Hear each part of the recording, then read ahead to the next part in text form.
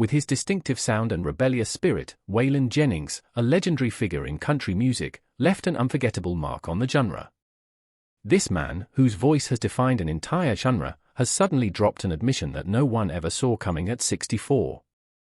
This is the kind of confession that makes you sit up, widen your eyes, and rethink everything you thought you knew about the man. In this video, we'll get into his most personal confessions.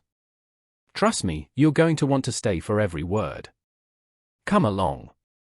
The early years, from dirt poor to rising star. Waylon Jennings' story really starts in the wide open, dusty plains of West Texas, a place where the horizon seems endless, and the cotton fields stretch out as far as the eye can see.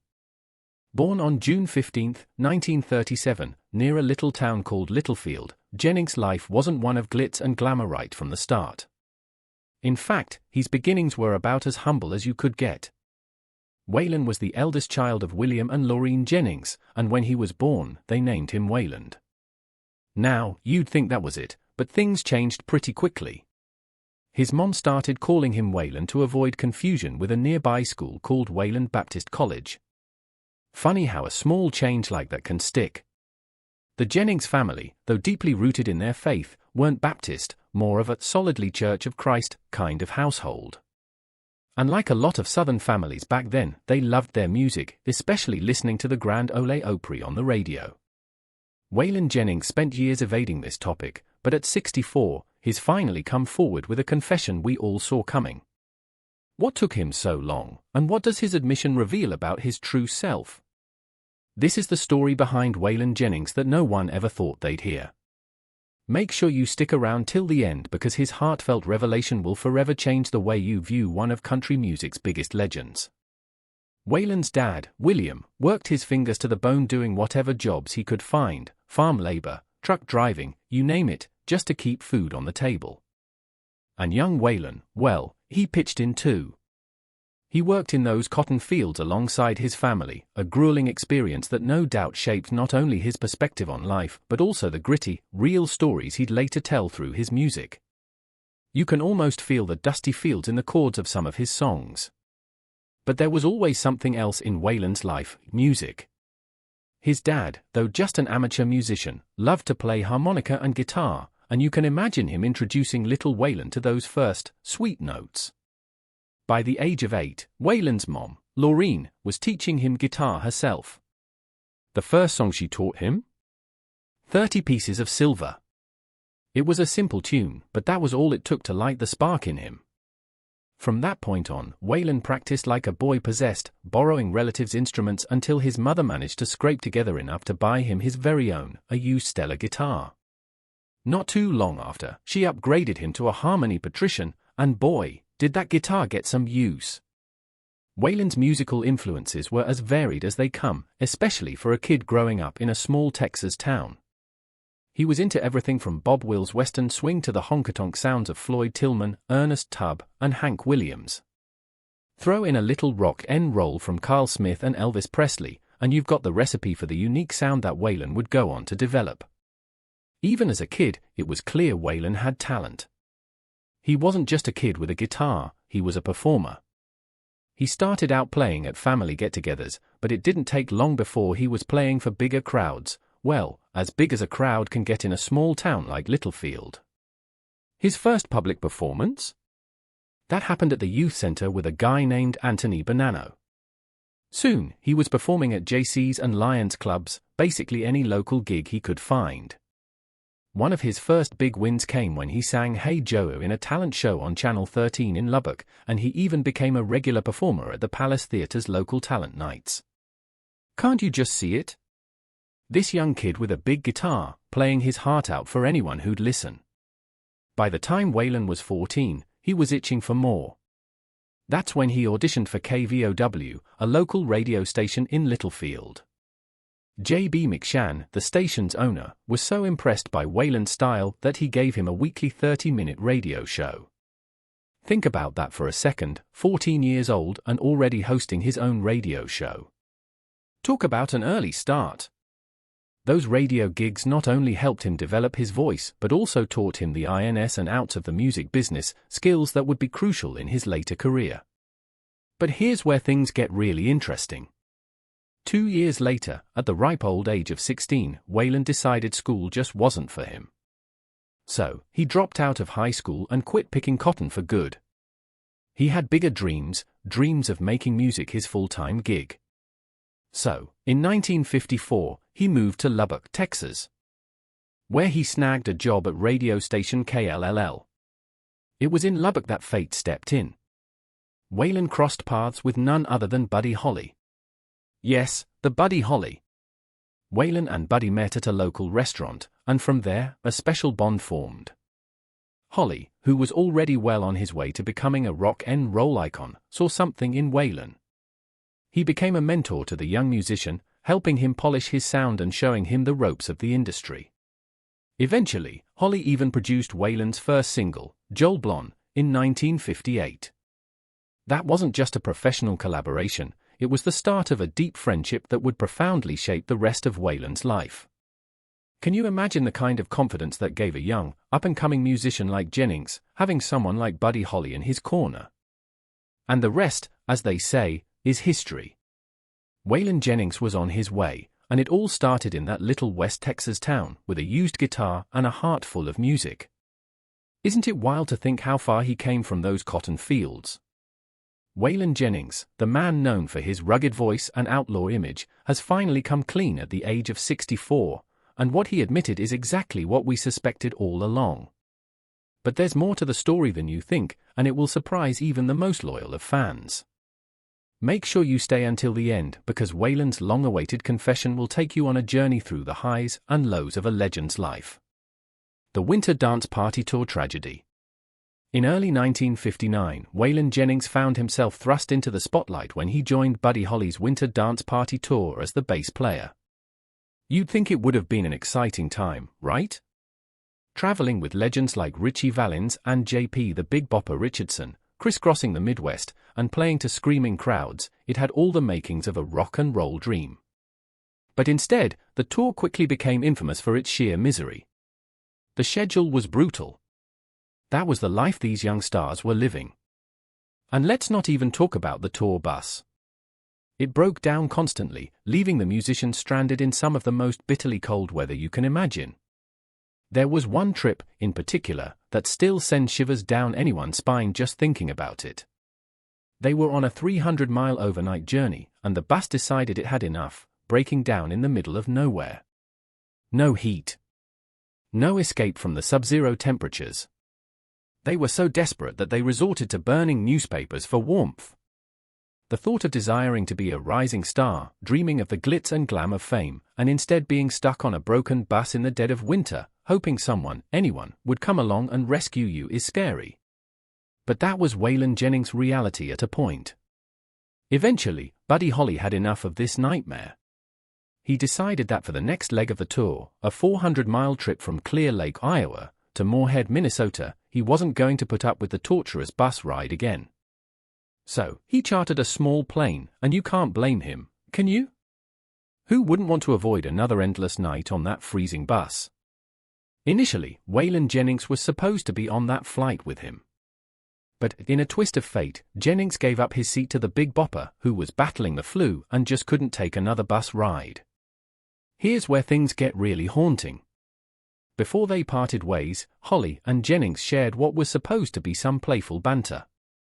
Holly, being the jokester he was, teased Jennings, saying, "I hope your damn bus freezes up again." Not one to be outdone, Jennings shot back with a quip of his own, "Well, I hope your all plane crashes."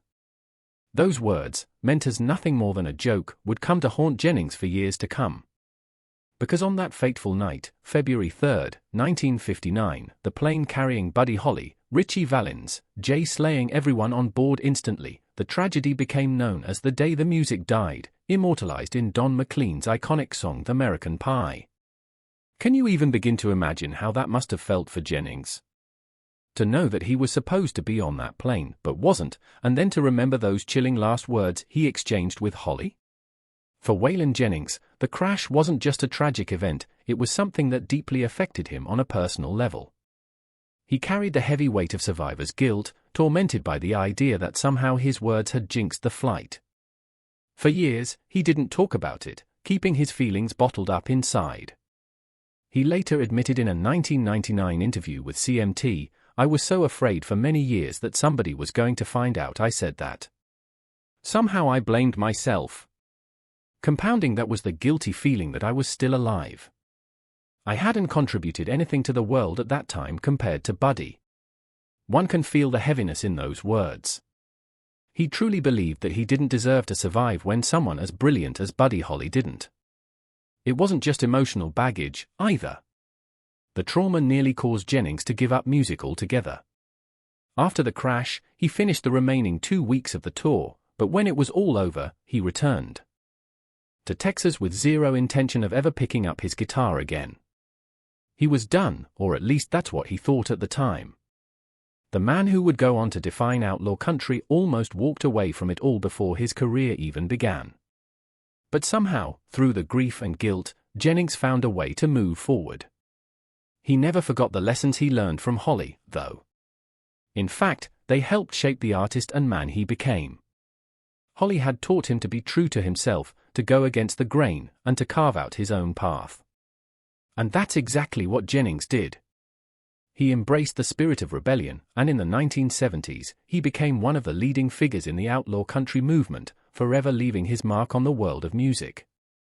So, while the Winter Dance Party tour may have been marred by unspeakable tragedy, it also left an unforgettable impact on Waylon Jennings. It wasn't just about the music or the fame. It was about life, loss, and finding the strength to carry on even when the weight of guilt and sorrow felt unbearable. Outlaw country pioneer in the 1970s, Waylon Jennings shook up the world of country music in a way that no one saw coming. Nashville had its own established sound, and if you wanted to make it big, you had to play by their rules. But Jennings? He wasn't having any of it. He found the traditional Nashville scene to be way too controlling, like a cage where creativity was stifled and artists were just churning out what the bigwigs wanted. That just didn't sit right with him. So, what did he do? He led a rebellion. Yep, you heard that right, a full-on revolt against the polished, predictable Nashville sound. Jennings wasn't about to let someone else dictate his artistic vision. In 1972, after years of frustration, Jennings finally broke free when he renegotiated his contract with RCA. This new deal gave him something precious, full creative control over his music. It was more than a business move, it was a declaration of independence, and it changed the game for country music. Jennings took that freedom and ran with it, creating something raw, authentic, and entirely his own. He changed his sound and his entire vibe. Gone were the shiny, rhinestone-studded suits that made him look like every other country star of the day. Instead, Jennings embraced a more rugged image, complete with long hair and leather jackets. And his music? It was a bold fusion of southern rock and country that didn't just tiptoe around the edge of rebellion, it jumped right in. Fans loved it. Critics loved it. Suddenly, this new, Outlaw the style wasn't just an alternative to mainstream country, it was the future. One of the biggest highlights of Jennings' outlaw era was his collaboration with Willie Nelson, another country rebel who wasn't afraid to stir the pot. Their partnership was pure magic, resulting in hit after hit. Together, they became the dynamic duo of the outlaw country movement. Ever heard of the song Good-Hearted Woman? It's a classic, co-written by Jennings and Nelson in the mid-70s, and it became an anthem for anyone who felt like Nashville wasn't cutting it anymore. They didn't just dominate the charts, they won awards, including the Country Music Association's Duo of the Year award for the very same song. Their chemistry was undeniable, and it helped propel both of them into country music royalty. And then there was the Waylon and Willie album in 1978. The record had a certain rebellious swagger, and its standout single, Mamas Don't Let Your Babies Grow Up to Be Cowboys, was so infectious that it spent for weeks at the top of the country charts. It didn't stop there, though. They even snagged a Grammy for it. Can you believe it? Two country rebels who refused to play by the rules ended up with some of the biggest honors in music. If that's not poetic, what is? But we can't talk about Jennings without mentioning one of his biggest solo hits, Luckenbach, Texas, Back to the Basics of Love. Released in 1977, this song didn't just top the charts, it became a symbol of everything the outlaw country movement stood for. The lyrics tapped into a nostalgic yearning for simpler times, something that resonated with people then and still does today. Funny thing is, despite the song's success, Jennings didn't even perform in Luckenbach until July 4, 1997, 20 years after recording it. Throughout this entire outlaw phase, Jennings wasn't just pushing musical boundaries. He was tackling some pretty controversial topics too. His songs often touched on taboo subjects like substance use, fame, and its dark underbelly. You know how some artists shy away from talking about their personal demons? Well, not Jennings. He took his struggles with substance misuse and turned them into art. Take I Can Get Off on You, for example, a song he did with Willie Nelson. It's about new love triumphing over old vices, and there's no doubt it echoed Jennings' own battles at the time. He didn't hide from his flaws. He embraced them, and that honesty is part of what made him so relatable to fans. At 64, Waylon Jennings finally let the truth out, confirming what many of us had suspected for years. What did this country legend keep hidden for so long, and why is it coming to light now? He's candid. Admission is something his fans have been waiting to hear, and it will leave you reflecting on the man behind the music. Stay with us till the end, because the full story behind Waylon's confession is even more powerful than anyone could have imagined. *** Personal struggles and addiction ***. Waylon Jennings' personal life was as stormy as his legendary music career.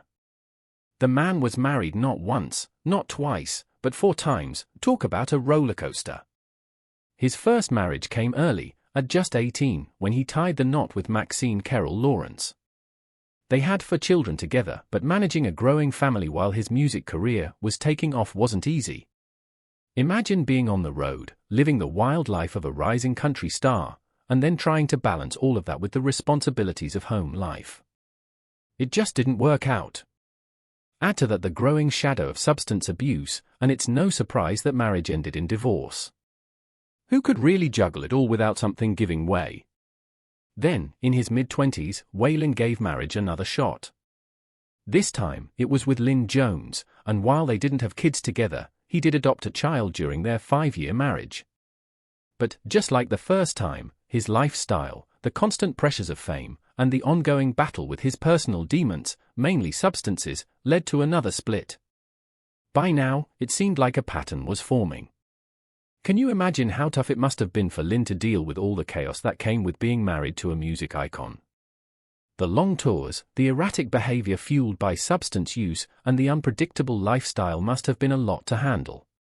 After Lynn, Waylon's 3rd attempt at marriage came with Barbara Roode. That union, too, didn't last long, proving once again that, while Jennings had no trouble charming the world with his music, his personal life wasn't quite as smooth. But just when it seemed like he was destined to drift from one marriage to the next, something unexpected happened. Enter Jessie Coulter, the love of his life and, as fate would have it, his 4th and final wife. Their relationship was different, and it stood the test of time in a way that his previous ones couldn't.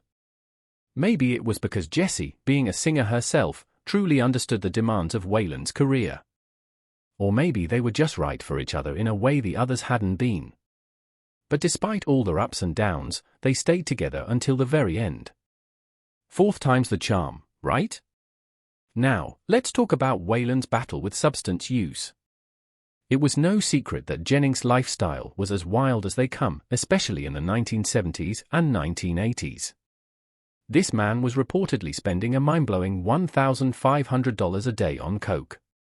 It got so bad that in August of 1977, he was arrested in a Nashville recording studio and charged with conspiracy and possession of this same hard substance with intent. Waylon Jennings' life took a pivotal turn when he met Jessie Coulter, the woman who would become his rock, his muse, and the love of his life.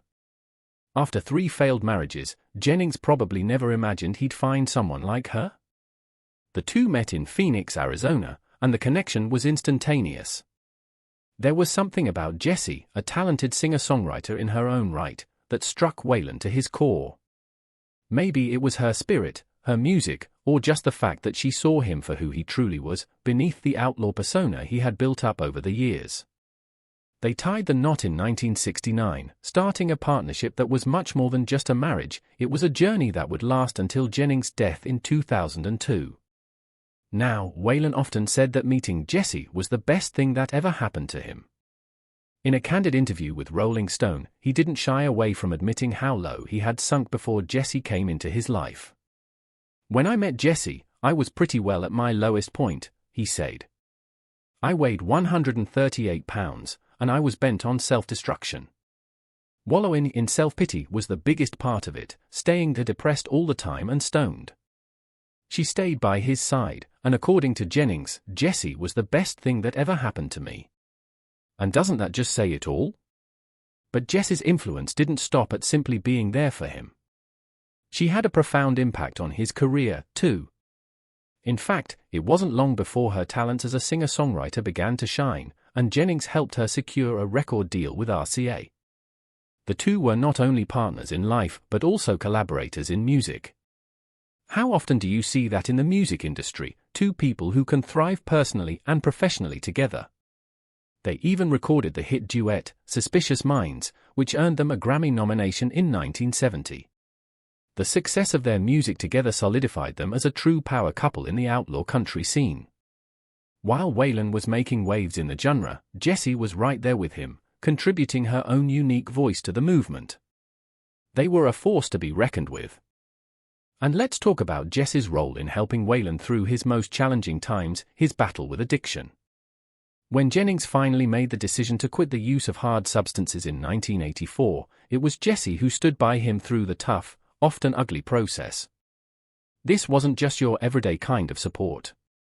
This was deep, unwavering love. They rented a house in the Arizona desert, cancelled their gigs, and focused entirely on getting Waylon through the withdrawal and the healing. Jennings later said that it was Jessie's prayers and her presence that made all the difference in his recovery. It wasn't just about love, it was about faith and endurance. Their life wasn't just about their careers or Waylon's battles. In 1979, they welcomed their son, Shooter Jennings, into the world. Raising Shooter gave Waylon an additional reason to keep fighting his demons. For Jessie, their son became another beacon of light in their often tumultuous life together. After keeping this secret for years, Waylon Jennings has finally spoken the truth at 64, and it's something we all suspected but never thought he'd admit. What was the country star hiding, and how does it change the way we understand his legacy? You'll want to hear the full story behind this revealing moment. Stay tuned till the very end because Waylon's admission will leave you with more questions and answers than you ever expected. Reflections at 64 with a shocking confession. In a candid and revealing interview, Waylon Jennings, the legendary outlaw country singer, bared his soul about his troubled past and the heavy burden of his mistakes. At 64, Jennings finally seemed to have made peace with the guilt that had followed him like a shadow for decades. The most profound part of his confession came when he opened up about the tragic plane crash that claimed the life of his dear friend and mentor, Buddy Holly. With a deep sigh, Jennings admitted, "God Almighty, for years I thought I caused it." Those words shed light on the emotional storm he had been weathering all these years, revealing the tremendous guilt he had felt for something that, in truth, was beyond his control. Yet, it haunted him. How does one come to terms with feeling responsible for the loss of a friend in such a tragic way? For Jennings, it was a long journey to acceptance. But the crash wasn't the only demon Jennings battled. He also had to confront his struggle with substance abuse, particularly his addiction to substances. In the prime of his career, the singer's substance misuse habit spiraled out of control. At one point, Jennings admitted to spending as much as $1,500 a day on hard substances. Think about that, $1,500 a day. The addiction didn't just drain his bank account, it drained his spirit, too. The financial ruin that came with it was immense, with Jennings accumulating debts of up to $2.5 million. It's hard to even imagine climbing out of that kind of hole. But in 1984, Jennings did just that. Thanks to the unwavering support of his wife, Jessie Coulter, and his son, Shooter, Jennings finally kicked the habit and said goodbye to hard substances. And though it was a victory, it came after years of chaos and loss. As Jennings looked back on his life, it became clear that he carried deep regret for the years lost to addiction. How could he not? The toll on his health was staggering. The same man who once ruled the stage with his booming voice and larger-than-life presence was now grappling with the consequences of his past choices. Type 2 diabetes hit hard, slowly chipping away at his health and mobility. The heartbreaking climax came in 2001 when Jennings' left foot had to be amputated due to complications from the disease. Yet, through all this, Jennings found wisdom. There's something about looking back that forces people to see things in a clearer light, and Jennings was no exception. One of the most important lessons he shared in his interviews was simple yet profound: the hardest thing is saying the word no, turning things down. Isn't that true for all of us? Whether in our personal lives or careers, learning to say no can be one of the toughest, yet most empowering, things. Jennings knew this better than most. For years, he had said yes to temptation, yes to the pressures of fame, and yes to the vices that came with it.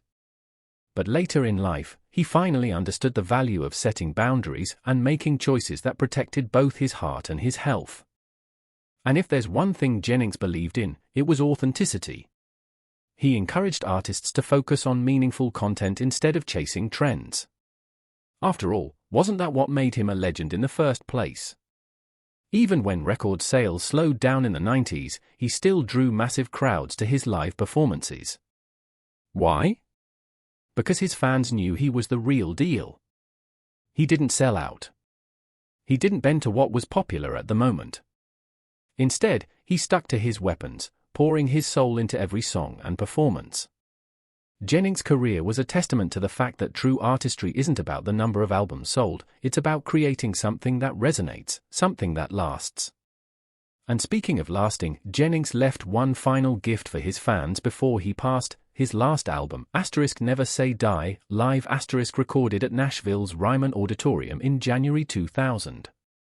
It was his way of saying that despite the trials, despite the mistakes, and despite the pain, his love for music never wavered. The album was a message to all who listened, a reminder to persevere and stay true to your vision, no matter the obstacles. With this, we have come to the end of this video. Thanks for watching. If you enjoyed this video, do well to like, comment, and subscribe for more content. To enjoy more thrilling stories, click now on the following video that pops up on your screen.